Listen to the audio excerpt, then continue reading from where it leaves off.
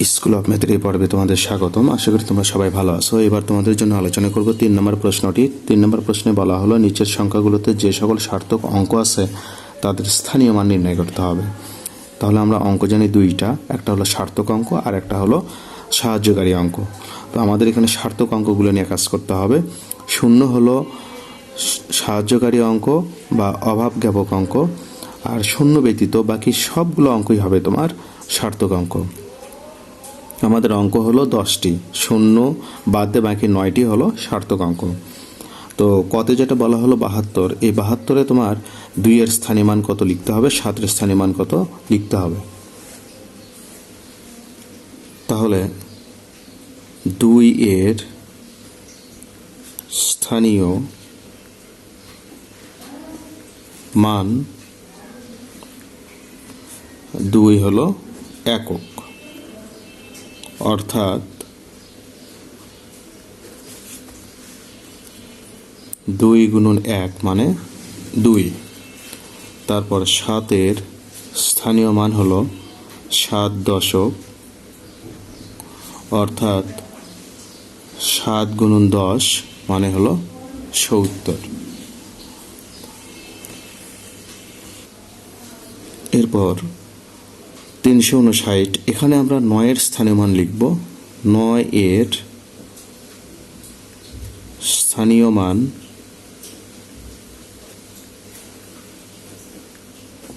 9 একক,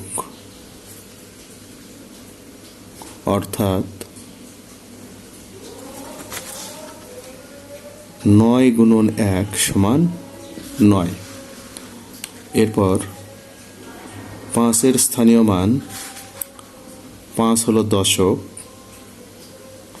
অর্থাৎ 5 গুণন 10 সমান 50। তাহলে 3-এর স্থানীয় মান 3 শতক, অর্থাৎ 3 গুণন 100 সমান 300। এইভাবে তোমাদের লিখতে হবে। গ নম্বরে আমরা শুরুতেই 3-এর স্থানীয় মান লিখব। 3-এর স্থানীয় মান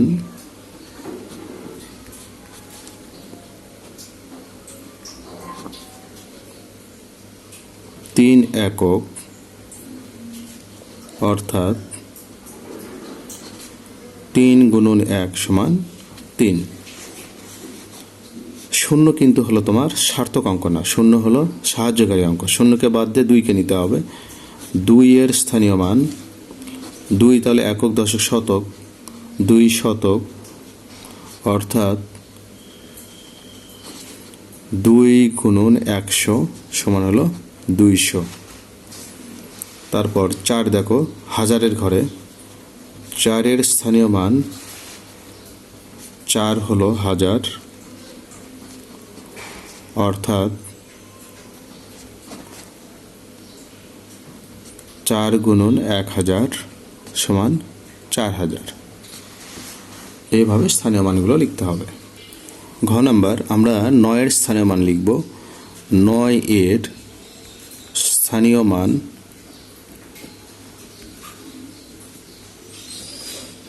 9 একক, অর্থাৎ 9 গুণন 1 সমান 9। তো শূন্য বাদ যাবে। 8-এর স্থানীয় মান 8-এর স্থানীয় মান 8 দশক শতক, 8 হলো শতক, অর্থাৎ 8 গুণন 100 সমান হলো 800। তাহলে এই শূন্য বাদ যাবে, তাহলে 7-এর, তাহলে শতক, হাজার, অযুত, 7-এর স্থানীয় মান 7 অযুত, অর্থাৎ 7 গুণন 1 লিখে 4টা শূন্য, 7 লিখে 4টা শূন্য মানে 70000। তাহলে 7-এর স্থানীয় মান হলো 70000। এর পরের প্রশ্ন যেটা আমরা এখানে দেখব যে 8-এর স্থানীয় মান, 8-এর স্থানীয় মান 8 একক, অর্থাৎ 8 গুণন 1 সমান 8। 7 স্থানীয় মান, 7 হলো দশক, অর্থাৎ 7 গুণন 10 70। 5 স্থানীয় মান, 5 হলো এখানে হাজার, তাহলে অর্থাৎ 5 গুণন 1000 সমান 5000।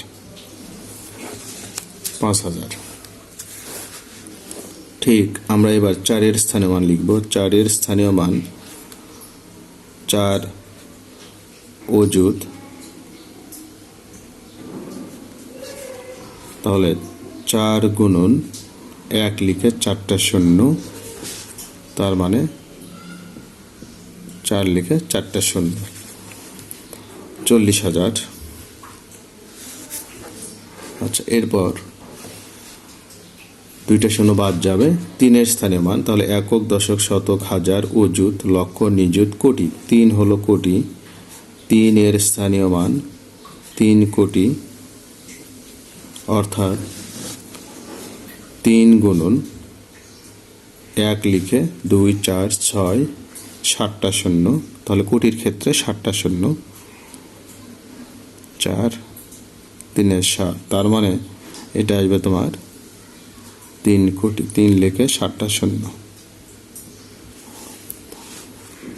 এরপর 1 স্থানীয় মান, তাহলে 3 কোটি, তো এখান থেকে আবার হিসাব হবে একক, দশক, তাহলে 3 হলো একক কোটি মানে 3 কোটি, আর 1 হলো দশক কোটি, তাহলে 1 স্থানীয় মান 1 দশক কোটি, অর্থাৎ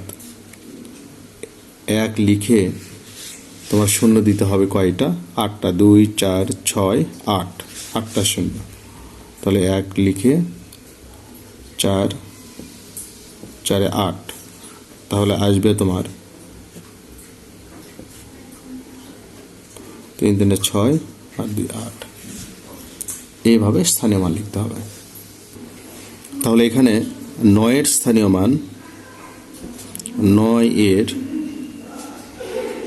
স্থানীয় মান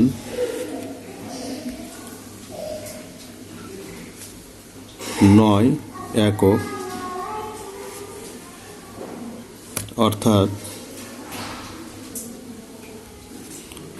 9 গুণন 1 সমান 9। তাহলে 7 স্থানীয় মান 7 শতক, অর্থাৎ 7 গুণন 100 সমান 700। তাহলে 9 স্থানীয় মান 9000, অর্থাৎ 9 গুণন 1 লিখে 3টে শূন্য, 9000। এখানে 3টে শূন্য বাদ দিয়ে 5-এ যাও, তাহলে একক, দশক, শতক, হাজার, অযুত, লক্ষ, নিযুত, কোটি। 5 হলো কোটি, 5 স্থানীয় মান 5 কোটি,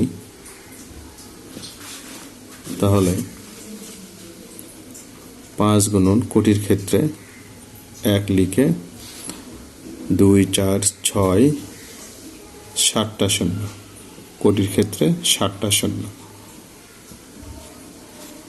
তাহলে 5 লিখে 7টা শূন্য। তাহলে 2 স্থানীয় মান, এটা যদি কোটি হয় তাহলে একক, দশক, 2 হলো দশক কোটি, 2 স্থানীয় মান 2 দশক কোটি, অর্থাৎ 2 গুণন 1 লিখে 8টা শূন্য, তাহলে এটা আসবে 2 লিখে 8টা শূন্য, 2 4 6 7 8।